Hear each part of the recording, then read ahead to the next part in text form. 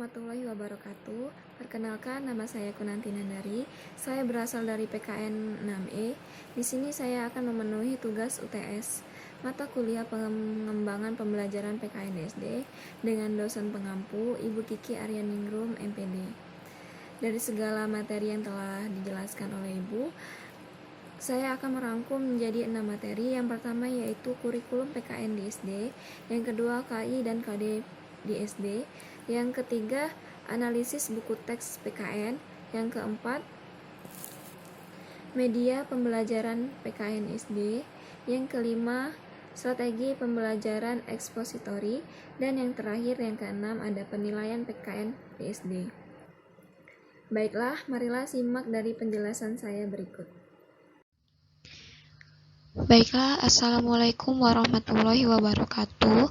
Perkenalkan, saya Kunanti Nandari, NIM 2018143308. Saya berasal dari kelas PGSD 6E untuk memenuhi mata kuliah pengembangan pembelajaran PKN SD dengan dosen pengampu Ibu Kiki Aryaningrum MPD, Universitas PGRI Palembang. Di sini saya akan menjelaskan materi yang pertama, yaitu kurikulum PKN di SD. Pengertian kurikulum menurut UU SPN nomor 20 tahun 2003, pasal 1 ayat 19. Kurikulum adalah seperangkat rencana dan pengaturan mengenai tujuan, isi dan bahan pelajaran serta cara yang digunakan sebagai pedoman penyelenggaraan kegiatan pembelajaran untuk mencapai tujuan pendidikan tertentu.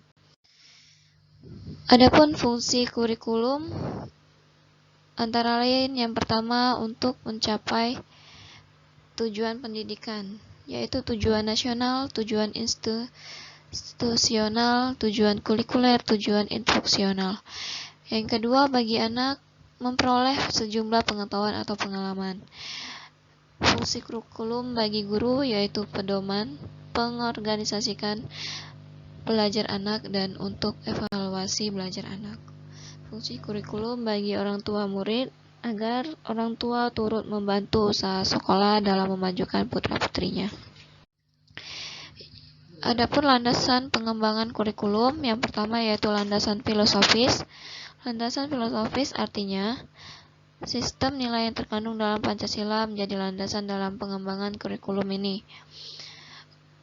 Adapun landasan psikologis yaitu yang terkait dengan bagaimana siswa belajar, faktor-faktor apa yang mempengaruhi dalam proses pembelajaran, teori-teori pembelajaran mana yang sesuai dengan kebutuhan siswa dan tuntutan kurikulum. Yang ketiga ada landasan sosiologis. Landasan sosiologis ini sekolah diharapkan mengembang warisan nilai-nilai luhur, norma-norma kehidupan dan kebudayaan kepada generasi muda untuk melahirkan masyarakat yang berkualitas atau berkemampuan tinggi. Yang keempat yaitu landasan Yudiris. Landasan Yudiris adalah kurikulum merupakan produk Yudiris yang ditetapkan melalui Kemendiknas RI. Pengembangan kurikulum di NKRI berdasarkan Undang-Undang 1945, Undang-Undang Sisdiknas, Undang-Undang Otonomi Daerah, SK dari Mendiknas, SK Dirjen Dikti, Perda, dan sebagainya. Adapun prinsip penyajian dari kurikulum, yang pertama yaitu dari yang mudah ke sukar.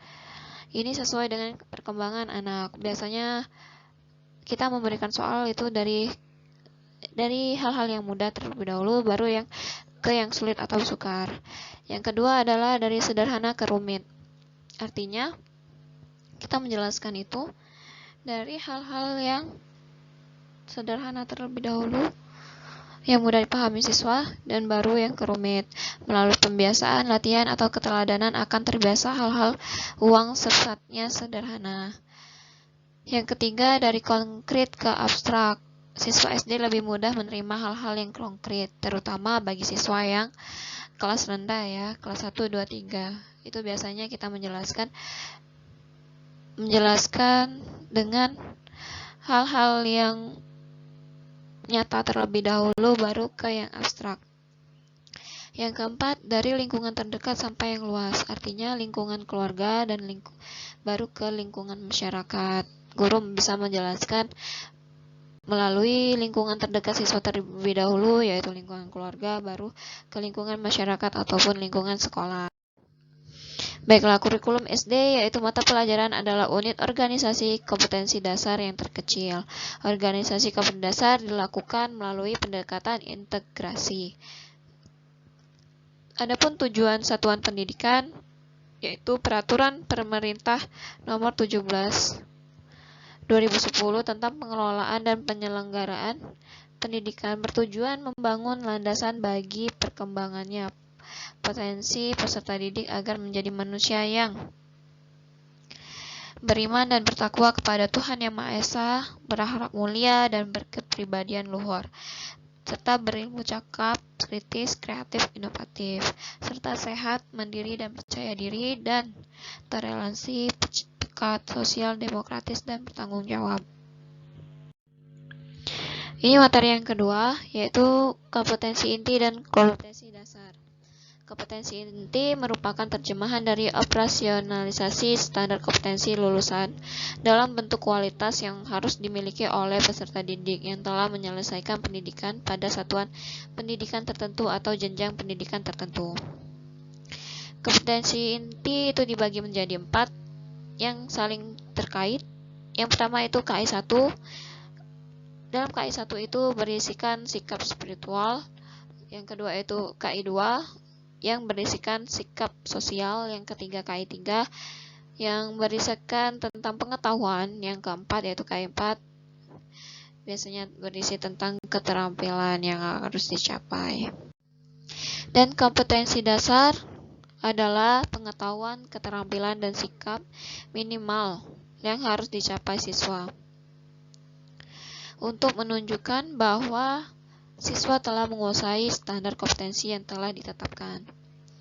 Ada 4 kelompok kompetensi dasar, yaitu kelompok 1, kompetensi dasar sikap spiritual dalam rangka menjabarkan dari KI 1.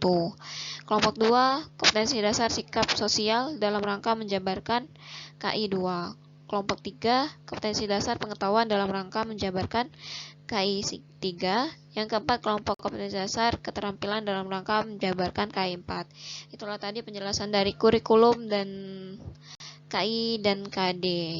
Terima kasih. Adapun materi yang ketiga yaitu analisis kelayakan buku teks pelajaran pendidikan Pancasila dan kewarganegaraan. Pengertian buku teks pelajaran PPKN antara lain: 1. Buku standar yang disusun dan ditulis oleh para pakar di bidang ilmu PKN. Yang kedua, digunakan sebagai pegangan pokok atau pelengkap dalam pembelajaran PPKN. Yang ketiga, merupakan sumber pembelajaran utama untuk mencapai kompetensi dasar dan kompetensi inti dalam pembelajaran PKN. Yang keempat, fokus materinya adalah mengatur hubungan, hak dan kewajiban antara warga negara dengan negara agar menciptakan warga negara yang dapat diandalkan.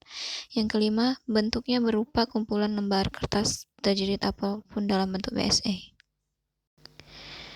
Fungsi dari buku teks pelajaran PPKN antara lain: yang pertama, menyediakan sumber belajar yang rapi, kaya, dan variatif sesuai kurikulum guna membentuk multidimensional citizenship. Yang kedua, menyajikan pokok masalah yang kaya dan variatif guna mencapai desirable personal quality. Yang ketiga, menyediakan metode belajar yang variatif untuk mendorong siswa aktif berpartisipasi. Yang keempat, kritis, kreatif, dan berbudaya civic kultur.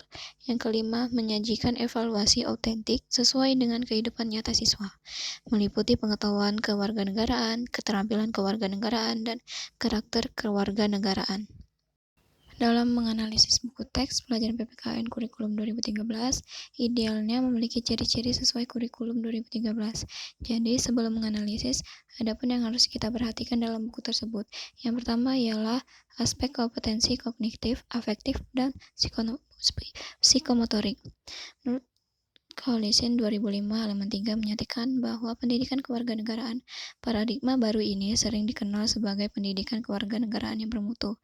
Dikatakan bermutu karena memiliki pengetahuan kewarganegaraan atau civic knowledge yang berbasis pada keilmuan yang jelas dan relevan bagi masyarakat demokratis, memiliki keterampilan kewarganegaraan dan karakter kewarganegaraan yang mampu untuk mengembangkan pembangunan karakter bangsa, pemberdayaan warga negara, dan masyarakat kewarganegaraan. Yang ciri kedua antara lain pendekatan saintifik. Pendekatan saintifik itu menuntut kegiatan aktif siswa untuk mengamati, menanya, menalar, mencoba, dan membuat jejaring atas apa yang mereka pelajari. Yang ketiga yaitu menyajikan penilaian hasil belajar autentik. Penilaian hasil belajar autentik ini, penilaian ini mengombinasikan pengetahuan, kemampuan, dan sikap dalam kriteria situasi kehidupan profesional. Ada juga dari segi bahasa yang harus diperhatikan dalam buku tersebut. Maksudnya, hendaknya menggunakan bahasa yang mudah dipahami oleh siswa. Bahasa adalah alat komunikasi untuk menyampaikan materi buku teks pelajaran dari pengembang buku kepada siswa. Sebagai alat komunikasi, bahasa yang tepat dapat memudahkan pemahaman dan menimbulkan atau meningkatkan motivasi belajar pada siswa itu. Yang kelima, segi kegrafikan. Grafika buku erat hubungannya dengan kualitas fisik buku.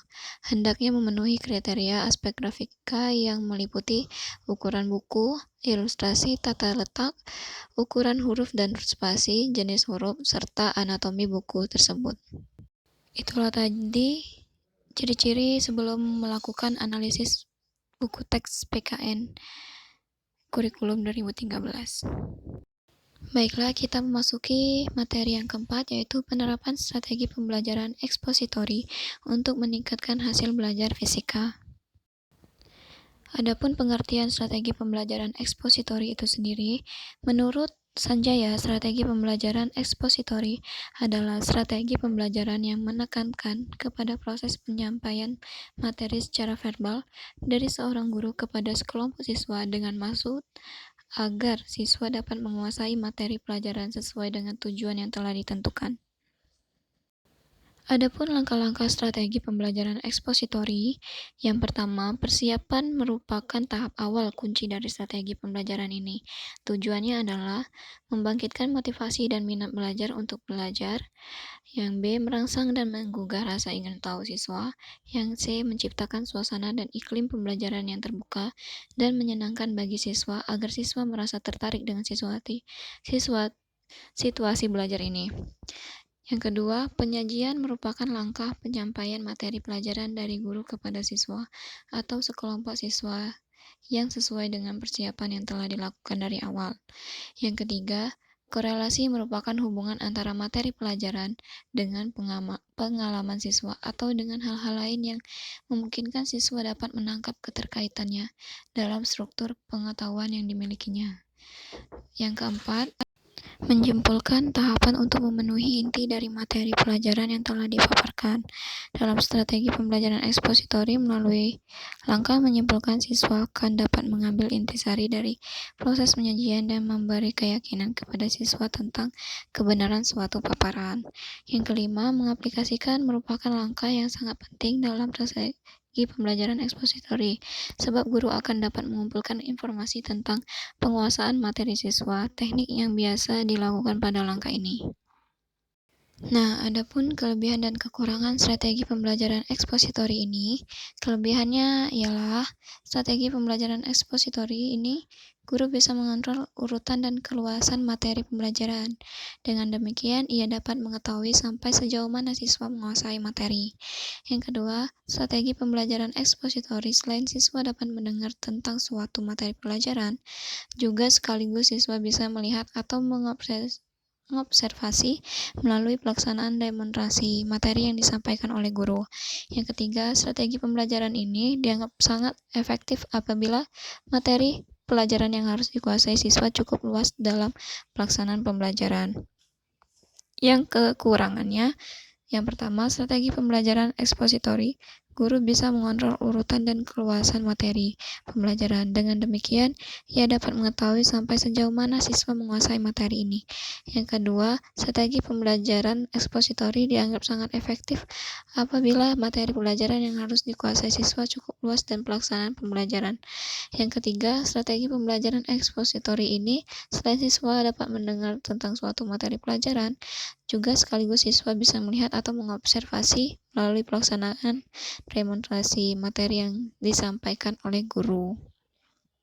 Nah, itulah tadi strategi pembelajaran ekspositori. Baiklah kita ke materi yang selanjutnya. Materi yang kelima ialah media pembelajaran di SD. Menurut beberapa ahli, menyatakan bahwa media pembelajaran adalah sebagai segala sesuatu yang dapat digunakan untuk menyalurkan pesan atau message, merangsang pikiran, perasaan, perhatian, dan kemauan siswa, sehingga dapat mendorong proses belajar. Jenis-jenis media terbagi menjadi 3, yaitu media audio. Jenis media audio pembelajaran berfungsi untuk menyalurkan pesan audio dari sumber pesan ke penerima pesan. Media audio berkaitan erat dengan indera pendengaran. Contohnya, media seperti radio, tape recorder, telepon, laboratorium bahasa, dan lain-lain. Yang kedua, media visual. Jenis media pembelajaran visual adalah media yang hanya mengandalkan indera penglihatan. Jenis media pembelajaran visual menampilkan materialnya dengan menggunakan alat proyeksi atau proyektor. Contohnya, media seperti radio, tape recorder, telepon, laboratorium bahasa, dan lain-lain. Yang media visual itu dibagi menjadi 2, yaitu media visual diam dan media visual gerak. Contoh media visual diam yaitu foto, ilustrasi, flashcard, gambar pilihan, dan potongan gambar, film bingkai, film rangkai, HP, grafik, bagan, diagram, poster, peta, dan lain-lain. Media visual gerak yaitu contohnya gambar-gambar proyeksi bergerak seperti film bisu dan sebagainya. Yang ketiga yaitu media audio visual. Jenis media pembelajaran audiovisual merupakan media yang mampu menampilkan suara dan gambar. Contohnya ada dibagi menjadi 2, yaitu media audiovisual diam dan media audiovisual gerak. Contoh media audiovisual diam TV, film rangkai bersuara, halaman bersuara, buku bersuara. Contoh media audiovisual gerak yaitu film, TV, film bersuara, gambar bersuara, dan lain-lain. Penyampaian materi pembelajaran baku, pembelajaran menjadi lebih aktif. Ini adalah fungsi dari media. Lama waktu pembelajaran yang diperlukan dapat dipersingkat, namun hasil lebih maksimal. Kualitas hasil pembelajaran dapat ditingkatkan. Pembelajaran dapat diberikan kapan dan di mana saja. Yang keenam, sikap positif siswa terhadap apa yang mereka pelajari dan terhadap proses pembelajaran dapat ditingkatkan. Yang ketujuh, peran guru dapat berubah ke arah yang lebih positif. Nah, menurut Arsyad 2011 halaman 75 ada 6 kriteria yang harus diperhatikan guru dalam pemilihan media. Keenam kriteria tersebut adalah 1. Kesesuaian tujuan yang ingin dicapai. Yang kedua, tepat untuk mendukung isi pelajaran yang sifatnya fakta, konsep, prinsip, atau generalisasi. Yang ketiga, praktis, luas, dan bertahan. Yang keempat, guru terampil menggunakannya. Yang kelima, pengelompokan sasaran. Yang keenam, mutu teknis. Warsita 2008 halaman 253 mengemukakan ada 9 kriteria dalam pemilihan media pembelajaran, yaitu yang pertama, kesesuaian media dengan tujuan atau kompetensi. Yang kedua, kesesuaian media dengan jenis pengetahuan. Yang ketiga, kesesuaian media dengan sasaran. Yang keempat, kesesuaian atau kemudahan untuk memperolehnya. Yang kelima, biaya pengguna media dimaksud untuk meningkatkan efektivitas dan efisiensi pembelajaran. Yang keenam, kemampuan media untuk belajar individual, kelompok kecil, kelompok besar atau massal. Yang ketujuh, karakteristik media yang bersangkutan. Yang kedelapan, berupa lama waktu yang diperlakukan untuk mengadakan atau membuat media yang akan kita pilih. Yang kesembilan yaitu mutu teknis. Adapun fungsi media pembelajaran, yaitu fungsi media pembelajaran pada dasarnya, media adalah sebagai alat komunikasi dalam proses belajar mengajar. Maka sungguhnya fungsi media komunikasi mempunyai fungsi yang luas diantaranya: A. Fungsi edukatif media komunikasi. Yang B. Fungsi sosial media komunikasi. Yang C. Fungsi ekonomis media komunikasi. Yang D. Fungsi politis media komunikasi. Yang E. Fungsi seni dan budaya media komunikasi. Bisa dibaca sendiri ya, yang A, B, C, D, E. Adapun tujuan media pembelajaran. Tujuan media pembelajaran sebagai suatu media komunikasi antara guru dan siswa dalam pengajaran. Sudah barang tentu sangat erat kaitannya dengan kegiatan proses belajar mengajar. Oleh karena itu, tujuan belajar mengajar sangat penting bagi media pembelajaran. Antara lain, tujuan pengajaran menentukan arah yang hendak dicapai oleh media pembelajaran. Tujuan pengajaran menentukan alat atau media pembelajaran apa yang akan digunakan. Yang C. Tujuan pembelajaran menentukan proses, metode, dan media pembelajaran apa yang akan kita gunakan oleh guru dalam membimbing kegiatan siswa. Yang D. Tujuan pengajaran menentukan proses kegiatan komunikasi pendidikan sekolah. Yang E. Tujuan pengajaran menentukan teknik penilaian terhadap penggunaan media pembelajaran. Yang F. Tujuan pengajaran menentukan arah dan kebijakan. Baiklah, saya akan meneruskan materi yang ke-6, yaitu alat penilaian dalam PKN SD atau madrasah. Yang pertama yaitu ada konsep dan prinsip penilaian dalam PKN, pendidikan kewarganegaraan sebagai salah satu bidang kajian dan program studi yang berfungsi dan perannya sebagai pendidikan hukum, pendidikan politik, dan kewarganegaraan. Dalam penilaian, ada 4 unsur pokok, yaitu 1. Objek yang akan dinilai, menentukan objek yang akan kita nilai. Yang kedua, kriteria sebagai tolak ukur atau membuat atau menentukan kriteria ukuran. Yang ketiga, data tentang objek yang dinilai, mengumpulkan data baik melalui tes maupun non-tes. Yang keempat, pertimbangan keputusan, membuat keputusan atau judgement. Tujuan dari penilaian itu sendiri adalah 1. Informasi tentang kemajuan hasil belajar siswa secara individual dalam mencapai tujuan belajar sesuai dengan kegiatan belajar yang dilakukan. Yang kedua, informasi yang dapat digunakan untuk membina kegiatan belajar lebih lanjut, baik terhadap masing-masing siswa maupun terhadap siswa seluruh kelas. Yang ketiga, informasi yang dapat digunakan oleh guru dan siswa untuk mengetahui tingkat kemampuan siswa, menetapkan tingkat kesulitan atau kemudahan untuk melakukan kegiatan remedial, pendalaman atau pengayaan. Yang keempat itu motivasi belajar siswa dengan cara memberikan informasi tentang kemajuan dan merangsangnya untuk melakukan usaha pemantapan atau perbaikan.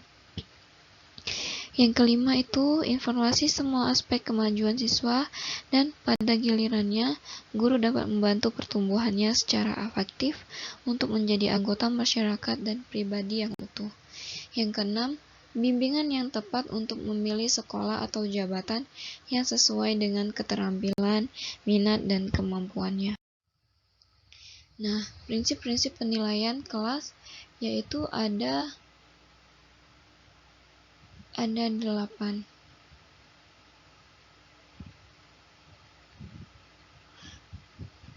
ada 8. Yang pertama yaitu valid, artinya penilaian kelas harus diukur dengan alat yang dapat dipercaya, tepat, dan sahih. Yang kedua yaitu mendidik, penilaian harus memberikan sumbangan positif. Yang ketiga, berorientasi pada kompetensi, pencapaian kompetensi sesuai dalam kurikulum. Yang keempat yaitu adil dan objektif. Penilaian harus adil terhadap semua siswa dan tidak membeda-bedakan latar belakang siswa. Yang kelima adalah terbuka bagi berbagai kalangan. Yang keenam, berkesinambungan, artinya dilakukan secara berencana, bertahap, teratur, dan terus-menerus. Yang ketujuh yaitu menyeluruh, meliputi aspek pengetahuan, sikap, dan nilai, serta keterampilan. Yang kedelapan, bermakna, artinya hasil penilaian mencerminkan gambaran yang utuh tentang prestasi siswa.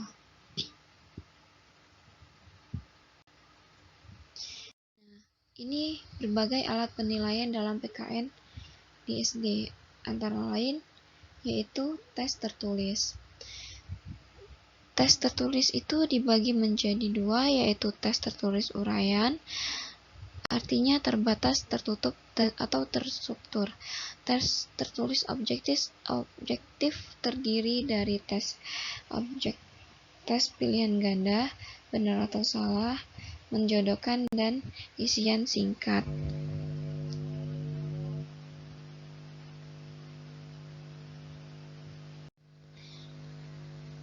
Kriteria tes objektif yang baik harus memiliki dan memenuhi syarat-syarat seperti berikut ini. Yang pertama, memiliki validitas yang tinggi. Yang kedua, reliabilitas yang tinggi. Yang ketiga, tiap butir soal memiliki daya pembeda. Yang keempat, tingkat kesukaran tes berdasarkan kelompok yang akan dites. 30% mudah, 50% sedang, dan 20% sukar. 5. Mudah diadministrasikan atau memiliki petunjuk tentang cara pelaksanaan, cara mengerjakan, dan cara mengoreksinya. Yang keenam, memiliki norma dan patokan penafsiran.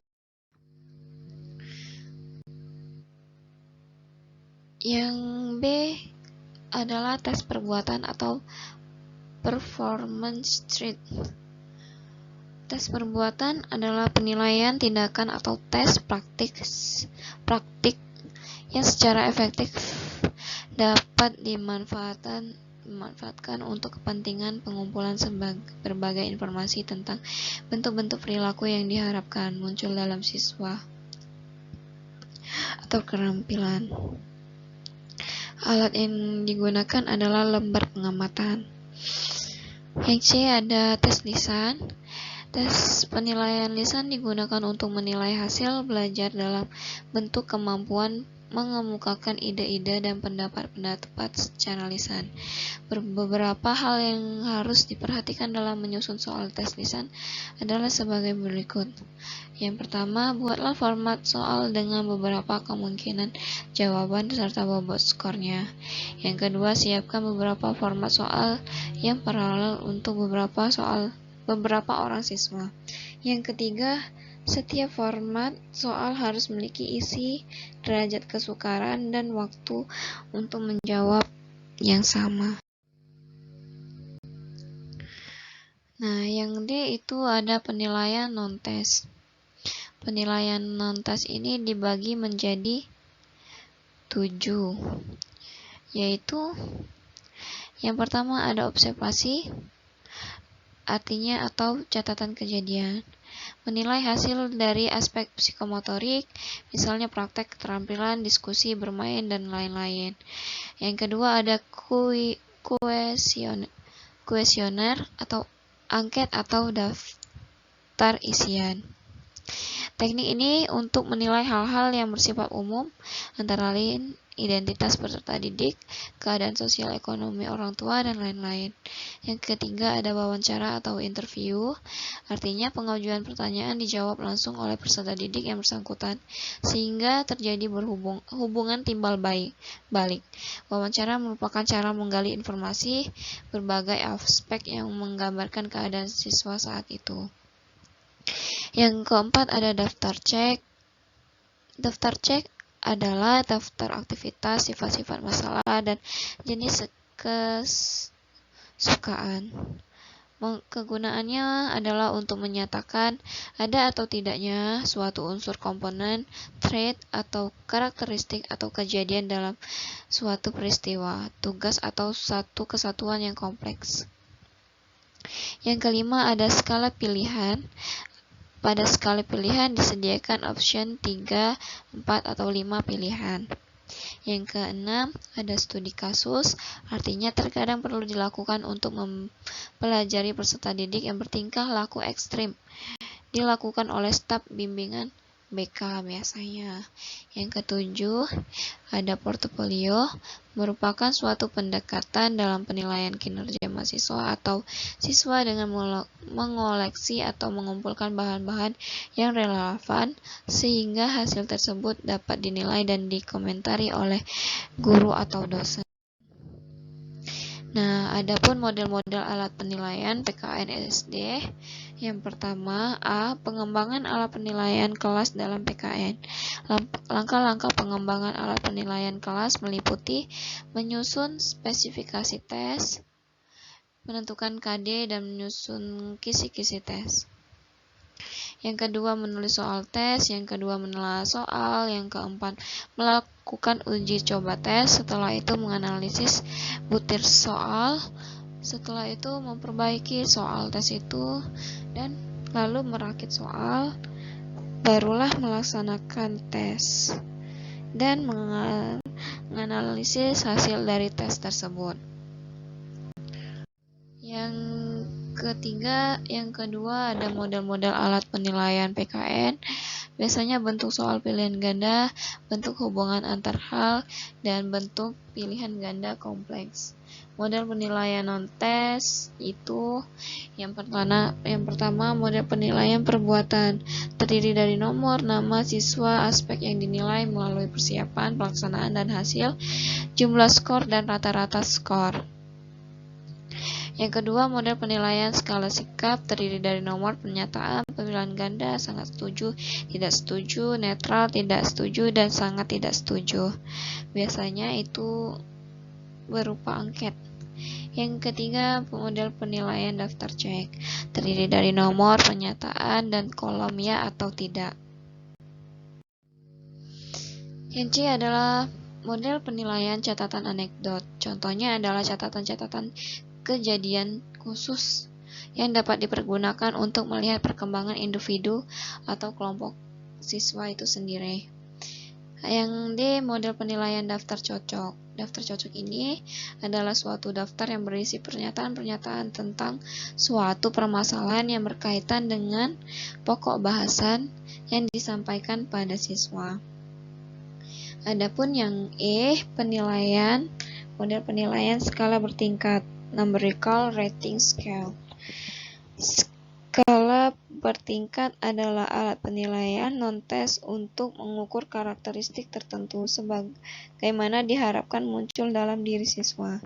Kaidah dalam model penilaian skala bertingkat antara lain ada 6.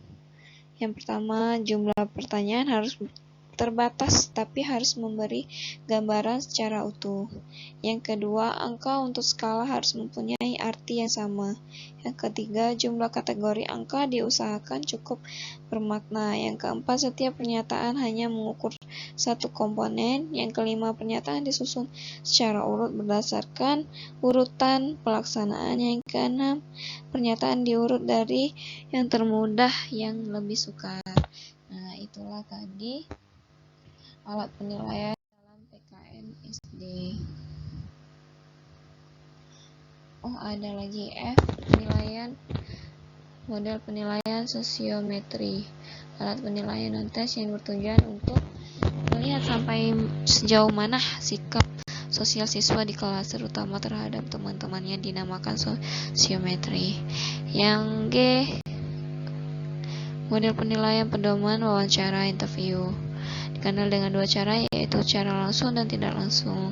Cara langsung dilakukan dengan sumber utama atau siswa yang diselidiki untuk menggali data tentang dirinya. Dan yang tak langsung diajukan kepada siswa lain dan diminta untuk memberi informasi tentang seseorang siswa, maka interview tersebut dikatakan tidak langsung. Adapun yang H, model-model penilaian daftar baik atau buruk. Baca terlebih dahulu secara cermat sebelum Anda menentukan pilihan dari setiap pernyataan, apakah baik atau buruk menurut penilaian Anda. Kalau mungkin diberi alasan. Yang I, model penilaian daftar tingkat urutan. Bacalah keseluruhan butir pertanyaan, kemudian tentukan angka sesuai dengan skala prioritas. Jangan lupa menentukan urutan pernyataan, kemudian kemukakan alasannya. Penggunaan model alat penilaian PKN berbasis portofolio. Portofolio adalah suatu koleksi pribadi hasil pekerjaan seseorang siswa bersifat individual yang menggambarkan merefleksi taraf pencapaian, kegiatan belajar, kekuatan, dan pekerjaan terbaik siswa tersebut. Dalam portofolio, fungsinya sebagai alat penilaian mempunyai kelebihan dan kelemahan ya. Kelebihannya itu antara lain memungkinkan pendidik mengakses kemampuan peserta didik, memungkinkan pendidik menilai keterampilan peserta didik. Yang C, mendorong kolaborasi antara peserta didik dengan pendidik. Yang D, memungkinkan pendidik mengintervensi proses. Yang E, mampu merefleksikan perubahan penting dalam proses kemampuan intelektual siswa. Yang F, menentukan prestasi akademik dan motorik kompetensi siswa. Kelemahannya antara lain memerlukan waktu yang relatif lama dan pendidik harus tekun, sabar, dan terampil. Yang C, tidak ada kriteria yang standar. Terima kasih, itulah alat penilaian dalam PKN. Inilah akhir dari materi pengembangan pembelajaran PKN di SD. Terima kasih. Assalamualaikum warahmatullahi wabarakatuh. Terima kasih, itulah penjelasan dari saya. Saya ucapkan Assalamualaikum warahmatullahi wabarakatuh.